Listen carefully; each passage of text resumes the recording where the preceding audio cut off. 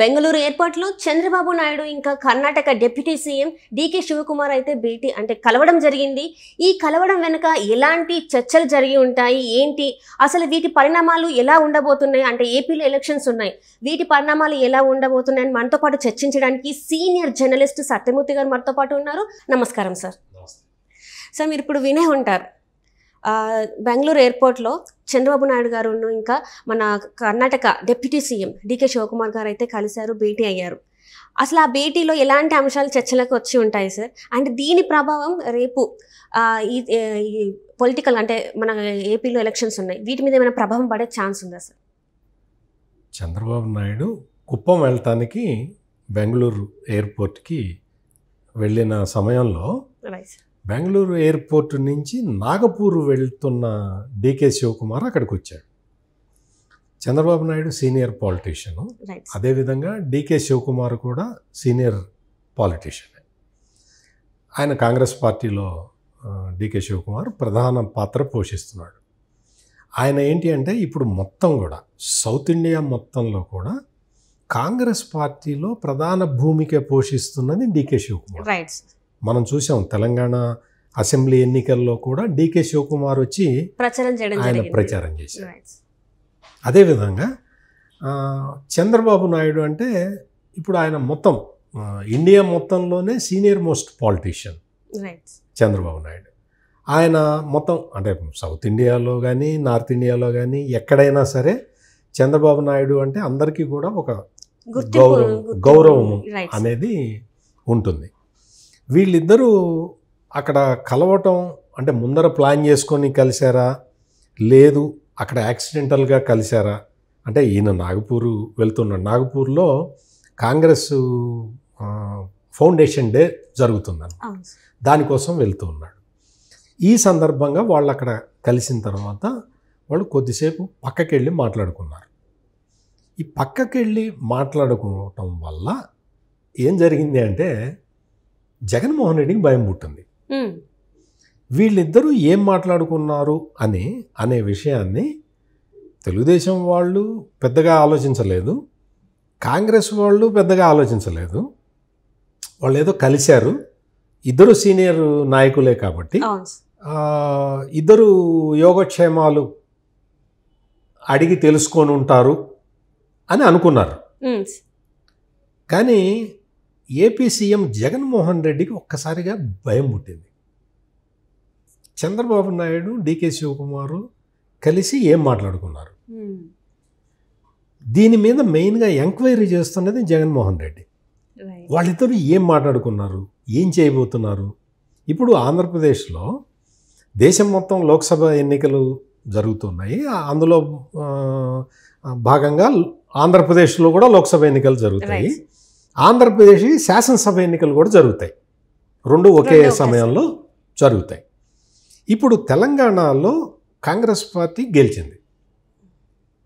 ఇక్కడ ఓడిపోయిన కేసీఆర్ ఉన్నాడు కదా, ఈ కేసీఆర్ జగన్మోహన్ రెడ్డి దాదాపుగా కలిసి పనిచేశారు. కేసీఆర్ ఒక రాజకీయ గురువు లాంటి వాడు జగన్మోహన్ రెడ్డికి. ఈ విషయం వాళ్ళే చెప్పుకున్నారు, మేమిద్దరం అన్నదమ్ములు లాంటి వాళ్ళం, మేమిద్దరం చాలా సఖ్యతగా ఉంటాము అని వాళ్ళిద్దరే చెప్పుకున్నారు. ఈ పరిస్థితుల్లో ఇక్కడ కేసీఆర్ ఘోరంగా ఓడిపోయాడు. బీఆర్ఎస్ పార్టీ అధికారాన్ని కోల్పోయింది. దాంతో ఎప్పుడైతే తెలంగాణ అసెంబ్లీ ఎన్నికలు వచ్చినాయో అప్పుడే జగన్మోహన్ రెడ్డికి భయం పట్టుకుంది. ఇక్కడ కాంగ్రెస్ పార్టీ గెలిచింది. మొత్తం 5 రాష్ట్రాల్లో అసెంబ్లీ ఎన్నికలు జరిగితే ఆ 5 రాష్ట్రాల్లో ఒక తెలంగాణలోనే కాంగ్రెస్ గెలిచింది, మిగిలిన చోట బీజేపీ గెలిచింది, అది వేరే విషయం. తెలంగాణలో ఎప్పుడైతే బీఆర్ఎస్ ఓడిపోయిందో జగన్మోహన్ రెడ్డికి భయం పట్టుకుంది, కాంగ్రెస్ అంటే భయం పట్టుకున్నది. అటువంటి కాంగ్రెస్ నాయకుడు, అతి ముఖ్యమైన కాంగ్రెస్ నాయకుడు డీకే శివకుమారు చంద్రబాబు నాయుడు వీళ్ళిద్దరూ కలిసి పక్కకెళ్ళి మాట్లాడుకోవటం అనేది ఒక్కసారిగా జగన్మోహన్ రెడ్డికి ఏం జరుగుతున్నది, ఈ దేశంలో ఏం జరుగుతున్నది, అసలు ఈ చంద్రబాబు నాయుడు ఏం చేయబోతున్నాడు, నెక్స్ట్ స్టెప్ ఏ విధంగా ఉండబోతున్నది అనేది ఒక డౌట్, ఒక సంశయంలో పడిపోయాడు జగన్మోహన్ రెడ్డి. ఇప్పుడు ప్రస్తుతం ఏంటి అంటే కాంగ్రెస్ పార్టీలోకి ఆయన చెల్లెలు షర్మిలని తీసుకోబోతున్నారు. దాని మీద డిస్కషన్స్ నడుస్తూ ఉన్నాయి. ఆమెకి ఎటువంటి బాధ్యతలు అప్పగించాలి, ఆమెకి ఏం చేయాలి, ఇవన్నీ జరుగుతూ ఉన్నాయి, డిస్కషన్స్ నడుస్తూ ఉన్నాయి. ఆంధ్రప్రదేశ్లో ఆమెకి పిసిసి అధ్యక్షురాలుగా ఇవ్వాలా వద్దా, ఇస్తే ఏంటి ఇవ్వకపోతే ఏంటి, ఇస్తే ఆమె అన్నకి వ్యతిరేకంగా ధైర్యంగా నిలబడగలుగుతుందా లేదా, ఆమెకి ఇవ్వటం వల్ల కాంగ్రెస్ పార్టీ పుంజుకుంటుందా లేదా ఆంధ్రప్రదేశ్లో అనే యాంగిల్లో చర్చలు జరుగుతున్నాయి. 99% ఒక నిర్ణయానికి వచ్చారు. షర్మిల ఆంధ్రప్రదేశ్లో కాంగ్రెస్ పార్టీ బాధ్యతలు తీసుకోవచ్చు. 99% ఆ ఛాన్స్ ఉంది. రాజకీయ సిచ్యుయేషన్లో మనం చెప్పలేం, ఏ క్షణంలో అయినా ఏదైనా జరగచ్చు.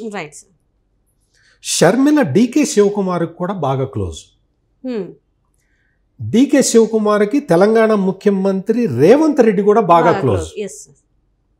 డీకే శివకుమార్ కాంగ్రెస్ పార్టీలో ఉన్నా కానీ ఆయనకి చంద్రబాబు నాయుడు అంటే చాలా అభిమానం డీకే శివకుమార్కి.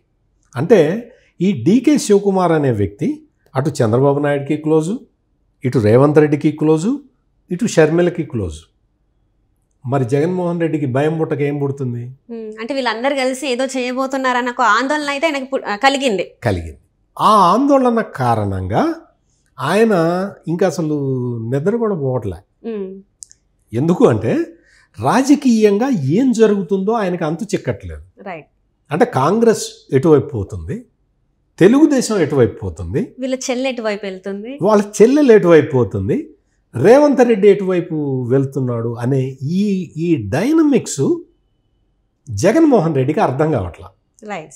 ఈ డైనమిక్స్ అర్థం కాకపోవటం వల్ల తను ఏం చేయాలో తెలియక తను తన పార్టీలో ఉన్న నాయకులనే నమ్మలేని పరిస్థితికి జగన్మోహన్ రెడ్డి వచ్చాడు. అయితే ఇక్కడ ఒక విషయం సార్, ఇక్కడ ఏంటంటే ఇంతవరకు ఎప్పుడు కూడా షర్మిల క్రిస్మస్కి చూసినట్టయితే ఎవరికి పంపని, ఏం గిఫ్ట్లు పంపని షర్మిల వైఎస్ ఫ్యామిలీ నుంచి వెళ్ళి అని చెప్పేసి నారా లోకేష్కి అంటే నారా ఫ్యామిలీకి గిఫ్ట్ పంపుతున్నట్టు పంపించారు. దానికి రెస్పాండ్ కూడా వచ్చింది వాళ్ళ ఫ్యామిలీ నుంచి వెళ్ళి. సో ఇలాంటివి చూస్తుంటే ఇంకొక విషయం కూడా చర్చకు వచ్చింది ఏంటంటే షర్మిల కొడుకు పెళ్ళి పెద్దగా చంద్రబాబు నాయుడు గారు వ్యవహరించబోతున్నారు అని చెప్పేసి, అంటే అన్నని పక్కన పెట్టి చంద్రబాబు నాయుడు గారిని పెద్దగా వ్యవహరిస్తున్నారు అని చెప్పేసి. సో ఇందులో అంటే ఒక రకంగా ఈ ఫ్యామిలీ నుంచి నేను ఈ ఫ్యామిలీ నుంచి దూరంగా ఉన్నాను, నాకు సపోర్ట్ ఇక్కడ నుంచి వస్తుందని చెప్పేసి ఇస్తున్నారా సార్? దీనివల్ల కూడా జగన్మోహన్ రెడ్డి ఆలోచనలు చేంజ్ అయిపోతున్నాయి అనుకోవచ్చా?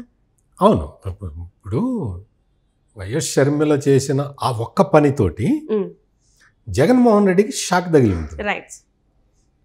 ఎందుకు అంటే క్రిస్మస్ గ్రీటింగ్స్ షర్మిల లోకేష్కి పంపించటం అనేది, ఒక గిఫ్ట్ని పంపించటం, దానికి లోకేష్ ఒక సోదర భావంతో స్పందించటం, ఇవన్నీ కూడా మిగిలిన పార్టీ నాయకులకి లేకపోతే ఆంధ్రప్రదేశ్ ప్రజలకి ఏ విధంగా ఉన్నా కానీ ఒక్కసారి జగన్మోహన్ రెడ్డికి మాత్రం భయం కలిగించే పరిణామం. ఇప్పుడు షర్మిల కొడుకు మ్యారేజ్, లవ్ మ్యారేజ్, ఇదంతా మనకి తెలిసిందే. దానికి ఇంకా అంటే చంద్రబాబు నాయుడు పెళ్లి పెద్దగా వ్యవహరిస్తాడా లేదా అనేది ఇంకా పబ్లిక్లోకి తెలియలేదు కానీ బట్ అనుకుంటున్నారు, అందరూ కూడా అనుకుంటున్నారు. ఆ సందర్భంగా ఇది జరిగిందా అనేది ఇంకా తెలియదు.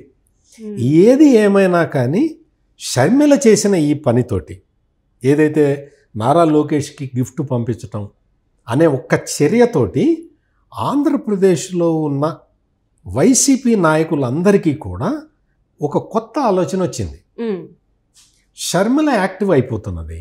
ఎందుకు అంటే ఈ జగన్మోహన్ రెడ్డి పార్టీలో ఉన్న నాయకులందరికీ కూడా వాళ్ళందరూ అనునిత్యం అభద్రతా భావంలోనే ఉన్నారు. ఎవ్వరికీ గ్యారెంటీ లేదు, ఎవ్వరికీ కూడా జగన్ దర్శనం లేదు, జగన్తో మాట్లాడే వీలు లేదు. రాజకీయంగా తమ భవిష్యత్తు ఏంటో తామే తెలియని అయోమయ పరిస్థితుల్లో వాళ్ళు ఉన్నారు. ఇటువంటి పరిస్థితుల్లో వాళ్ళు ఆల్టర్నేటివ్ చూస్తున్నారు. ఆల్టర్నేటివ్ మనకి ఆల్టర్నేటివ్ ఏది ఉన్నది? ప్రత్యామ్నాయ వ్యవస్థ ఏముంది మనకి అని జగన్మోహన్ రెడ్డి పార్టీలో ఉన్న వాళ్ళు దాదాపుగా 60-70% మంది ఆలోచిస్తున్నారు. వాళ్ళకి ఎప్పుడైతే షర్మిల యాక్టివ్ అయిపోతున్నది, ఇట్లా నారా లోకేష్కి గిఫ్ట్ పంపించటం, ఆ తర్వాత ఆ కర్ణాటక ఉప ముఖ్యమంత్రి డికే శివకుమార్ తోటి మాట కలపటం, ఆ తర్వాత ఆంధ్రప్రదేశ్ రాజకీయాల్లోకి తను ఎంటర్ అవుతాను అని చెప్పటం, వీటన్నిటితోటి ఏంటి అంటే వైసీపీలో ఉన్న ఈ లీడర్లందరూ కూడా షర్మిల వైపు చూస్తున్నారు. ఇప్పుడు మనం మాట్లాడుకున్న పరిణామాలు అన్నీ కూడా జగన్మోహన్ రెడ్డికి భయం కలిగిస్తున్నాయి. ఆ భయంతో అతను ఇంకా ఇంకా ఇంకా కొన్ని కొత్త నిర్ణయాలు తీసుకోవడం, ఉన్న వాళ్ళకు కూడా టికెట్లు లేకుండా చేయటం, వాళ్ళు ఏదో పోటీ చేయాలనుకుంటే. ఇప్పుడు మనం చూసాం, ఒంగోలు ఎంపీ మాగుంట శ్రీనివాసులు రెడ్డి ఉన్నాడు, ఆయన్ని 180 కోట్లు డిపాజిట్ చేయమని అడిగారు. అంటే 180 కోట్లు డిపాజిట్ చేసుకొని ఇంకొక 100 కోట్లు ఎన్నికల్లో ఖర్చు పెట్టుకొని ఆయన గెలిస్తే గెలిచిన తర్వాత పార్టీ మారకుండా ఉండటానికి ఈ 180 కోట్లు డిపాజిట్. ఈ తరహా రాజకీయాలు మనం ఎప్పుడన్నా చూసామా?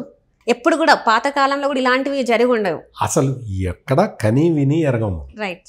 అంటే ఎవరన్నా పార్టీ మారతాడు అని ముందరే డబ్బులు తీసుకొని డిపాజిట్ పెట్టుకుంటామా? ఈ తరహా రాజకీయాలు ఆంధ్రప్రదేశ్లో జగన్మోహన్ రెడ్డి చేస్తున్నాడు. దాంతో ఈ అంతా కూడా ఏంటంటే వైసీపీ లీడర్లందరికీ కూడా ఇక్కడికి వచ్చి డిపాజిట్ పెట్టాలి అంటే మనం భవిష్యత్తులో కూడా పార్టీ మారము అన్న గ్యారంటీ, అంటే తల తాకట్టు పెట్టడం అంటారు చూసారా, తల తాకట్టు పెట్టాలి ఇక్కడ వైసీపీలో. ఈ పరిస్థితులు అక్కడ ఉన్నట్టు అందరికీ తెలిసిపోయింది కాబట్టి వాళ్ళందరూ కూడా ఆల్టర్నేటివ్ కోసం వెతుకుతున్నారు. అట్లా ఆల్టర్నేటివ్ కోసం వెతుకులాడుతున్న సమయంలో వాళ్ళకి వైఎస్ షర్మిల ఆల్టర్నేటివ్ లీడర్గా కనపడుతున్నది.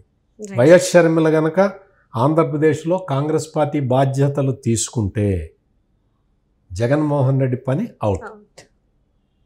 అంటే ఎవరైతే అసంతృప్తులు ఉన్నారో వాళ్ళు మాత్రం షర్మిల వెనుక నడిచే అవకాశం ఉందంటారు. 100% ఉన్నది. ఎందుకు అంటే తెలుగుదేశం పార్టీ మొత్తం నాయకులందరూ నిండిపోయి ఉన్నారు అక్కడ గ్యాప్లు ఏం లేవు. ఉన్న 1-2 గ్యాపులు ఉన్నా అది జనసేన లీడర్లు ఉన్నారు, వాళ్ళందరూ అడ్జస్ట్ అయిపోతారు. ప్లస్ జనసేనలో కూడా గ్యాప్ లేదు. జనసేనలో కూడా అందరూ నాయకులు ఉన్నారు, వాళ్ళు క్షేత్రస్థాయి వరకు పనిచేసుకుంటూ పోతూ ఉన్నారు. అందువల్ల వాళ్ళకి గ్యాప్ ఉన్నదల్లా కాంగ్రెస్ పార్టీలో.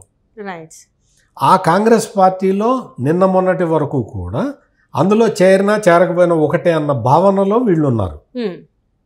ఇప్పుడు షర్మిల ఎప్పుడైతే కాంగ్రెస్ పార్టీ బాధ్యతలు తీసుకుంటుందో అప్పుడు ఈ వైసీపీలో ఉన్న లీడర్లందరికీ కూడా ఒక వయబుల్ ఆల్టర్నేటివ్ కనపడుతుంది. వీళ్ళందరూ కూడా కాంగ్రెస్ పార్టీలో వెళ్ళటానికి అవకాశం ఉంటుంది. ఇప్పుడు మనం చూస్తే ఆంధ్రప్రదేశ్లో ఉన్నది మొత్తం కూడా వైఎస్ఆర్ కాంగ్రెస్ పార్టీకి ఉన్నదంతా కూడా కాంగ్రెస్ పార్టీ ఓటు బ్యాంకే ఆయనకున్నది. ఈ ఓటు బ్యాంకు పక్కకి వెళ్ళిపోతే జగన్ అవుట్. తెలంగాణ ఆంధ్ర విడిపోయిన తర్వాత కాంగ్రెస్ నుంచి ఉన్న నాయకులు మాత్రం వైసీపీలో ఉన్నారు. సో తనకంటూ సొంత నేతలు అంటే ఎవరు లేరు. తను జగన్మోహన్ రెడ్డి ఓన్గా తయారు చేసుకున్న నాయకులు ఎవరు లేరు. అందువల్ల ఇప్పుడు ఆయనకి భయం పుడుతున్నది. అది ఇప్పుడు డికే శివకుమార్ చంద్రబాబు నాయుడిని కలిసినా లేదు, వైఎస్ షర్మిల మళ్ళీ కాంగ్రెస్ పార్టీ బాధ్యతలు ఆంధ్రప్రదేశ్ కాంగ్రెస్ పార్టీ బాధ్యతలు స్వీకరిస్తుంది అన్న వార్తలు వచ్చినా ఈ 2 వార్తలకి కూడా భయపడుతున్న వ్యక్తి ఎవరు అంటే జగన్మోహన్ రెడ్డి. అందుకని ఈ జగన్మోహన్ రెడ్డి వీళ్ళందరూ అసలు ఎటుపోతున్నారు, ఏం చేస్తున్నారు, ఎట్లా చేస్తారు, వీళ్ళ నిర్ణయం ఏంటి అనేది అర్థం కాక తల బద్దలు కొట్టుకుంటున్నాడు. Right sir, right. Thank you so much sir. Thank you.